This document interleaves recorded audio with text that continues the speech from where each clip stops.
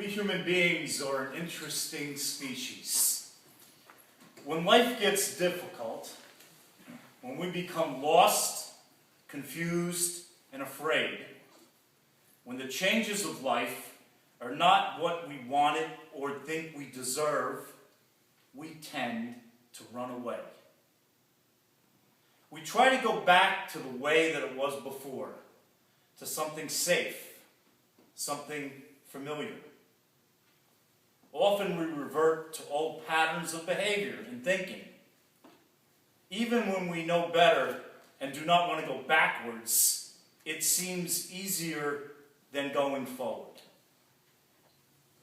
Peter and 6 others are doing this very same thing as they have returned to the sea.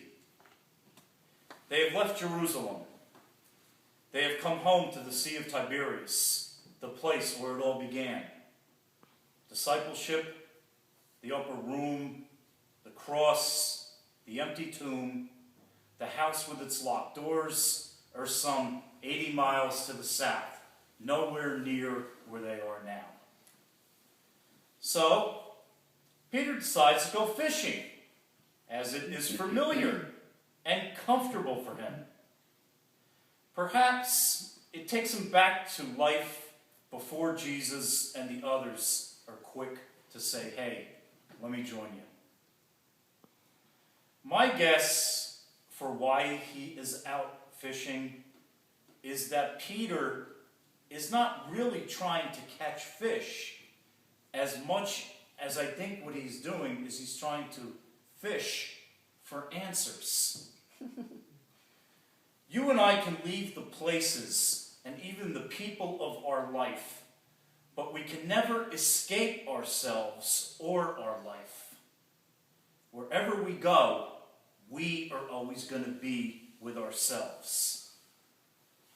Peter may have left Jerusalem, but he cannot get away from 3 years of discipleship, the Last Supper, the arrest, a charcoal fire, denials, a crowing rooster.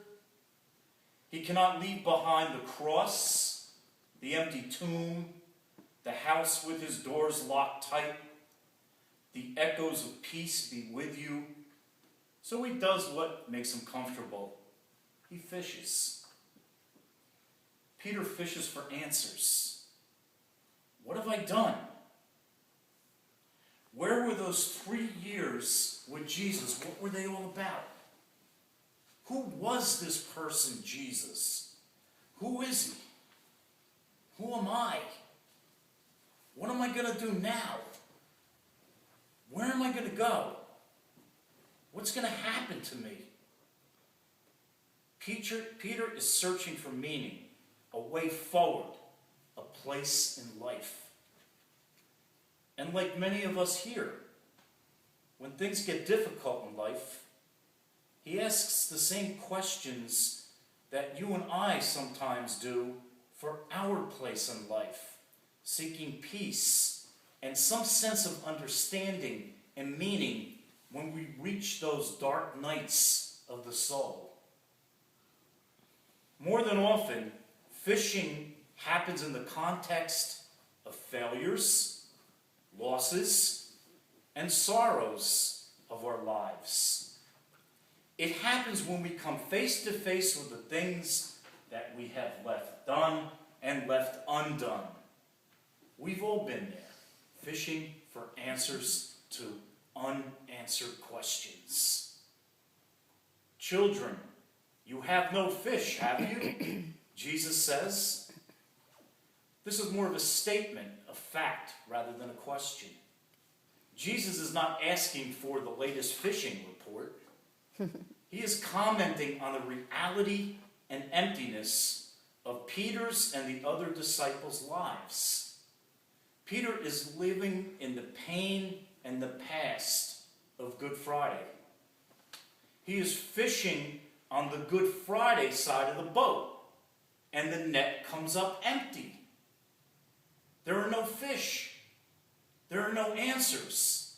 There's no way forward. The nets contain nothing to feed or nourish life.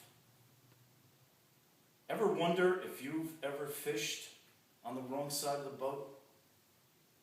Jesus seems to think so. Cast your net to the starboard side of the boat. The starboard side of the boat is the right side of the boat.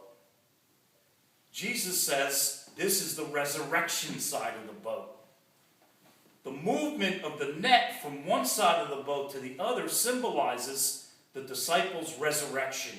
It is the great Passover. Jesus calls us to move out of error into truth, out of sin into righteousness, out of death into life. And in doing so, we see and proclaim, it is the Lord. And emptiness gives way to the abundance of a net filled with fish, large ones, 153 of them. Darkness dawns a new day with new light. A new charcoal fire kindles hospitality in place of the cold ashes of rejection. The Last Supper has become the first breakfast. Confessions of love overcome denials of fear.